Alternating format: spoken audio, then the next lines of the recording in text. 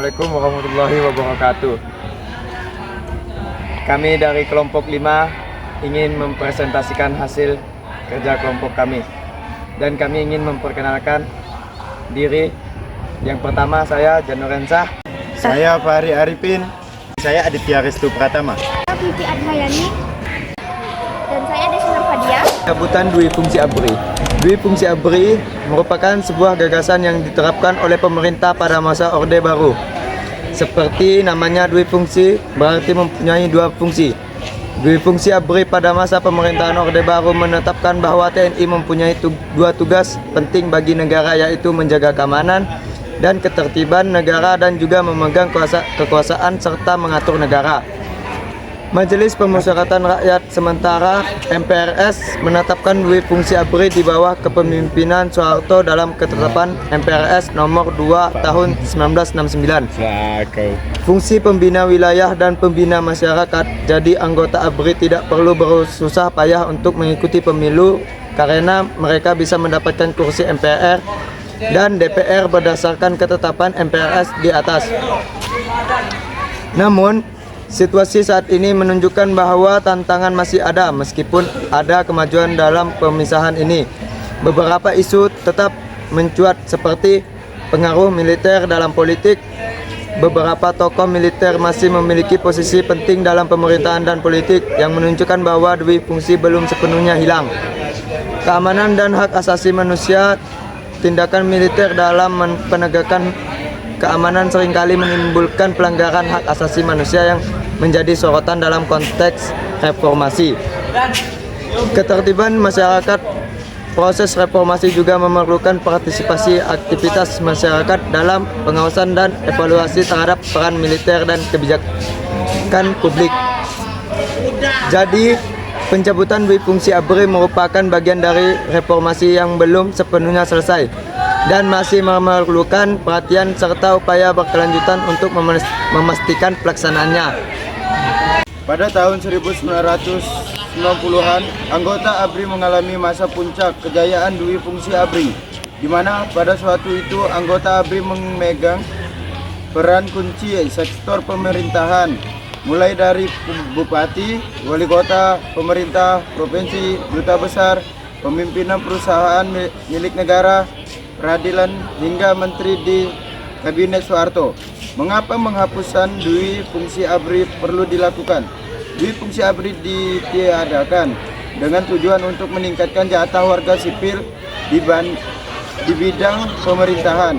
Hal ini dilakukan karena banyak dari anggota ABRI yang mendominasi pada bagian pemerintahan dan membuat sistem pemerintahan di Indonesia pada masa itu tidak transparan. Mulai formasi internal, TNI telah melaksanakan proses refungsionalisasi peran dalam sistem sosial masyarakat Indonesia. Setelah melepas dui fungsinya, perubahan atau penataan diri TNI tercermin dalam paradigma baru dan implementasi reformasi internalnya. Reformasi internal TNI adalah proses refungsionalisasi peran TNI, yaitu upaya TNI memposisikan diri secara tepat dan fungsional bersama fungsi-fungsi lainnya dalam sistem sosial masyarakat Indonesia. Selanjutnya, TNI berupaya meninggalkan faktor-faktor yang dinilai disfungsi atau non-fungsi.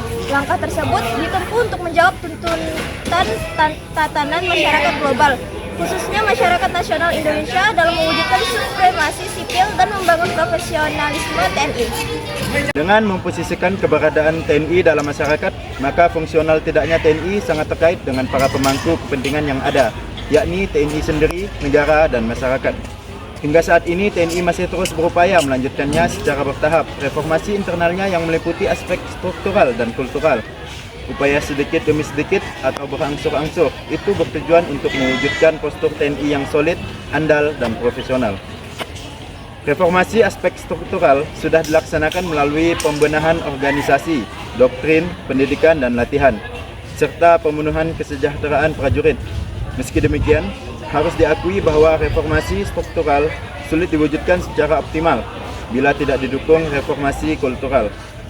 Membangun kultur TNI yang demokratis sudah merupakan keputusan dari Undang-Undang Nomor 34 Tahun 2004 tentang TNI. TNI harus mengikuti kebijakan politik negara yang menganut prinsip demokrasi, supremasi sipil, dan HAM. Dengan demikian, tuntutan profesionalisme TNI hendaknya diwujudkan dalam suatu kultur yang demokratis. Komitmen ini pun sebenarnya sudah diupayakan sejak awal reformasi internal TNI dilakukan hingga sekarang. Dengan kata lain, berhasil kebijakan reformasi internal TNI bergantung pada kontrol objektif dari semua pihak. Pertama, adanya keyakinan kuat internal TNI untuk tetap melanjutkan upaya penuntasan reformasi kultural TNI secara kondusif bagi penegakan supremasi sipil yang demokratis. Kedua, adanya sikap yang arif dan konsisten dari penguatan otoritas sipil yang benar-benar demokratis dan tidak korup sesuai dengan ideologi Pancasila dan Konstitusi Undang-Undang Dasar 1945. Pada akhirnya, dui fungsi ABRI memang layak untuk dihapuskan demi menciptakan sistem demokrasi Indonesia yang berlandaskan supremasi sipil. Dengan begitu, sistem demokrasi di negara kita benar-benar berasal dari rakyat, oleh rakyat, dan untuk rakyat. Namun situasi saat ini menunjukkan bahwa tantangan masih ada. Meskipun ada kemajuan dalam saat ini, beberapa isu tetap mencuat seperti pengaruh militer dalam politik. Beberapa tokoh militer masih memiliki posisi penting dalam pemerintahan dan politik, yang menunjukkan bahwa dui fungsi belum sepenuhnya hilang. Dua, keamanan dan hak asasi manusia.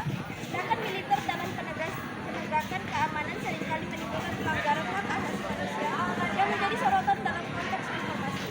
Tiga, keterlibatan masyarakat. Proses reformasi juga memerlukan partisipasi aktif masyarakat dalam pengawasan dan evaluasi terhadap peran militer dan kebijakan publik. Jadi, pencabutan dui fungsi ABRI merupakan pembagian dari reformasi yang belum sepenuhnya selesai dan masih memerlukan perhatian serta upaya berkelanjutan untuk memastikan pelaksanaan. Baiklah, mungkin itu saja yang dapat kami sampaikan dari kelompok ini. Wassalamualaikum warahmatullahi wabarakatuh.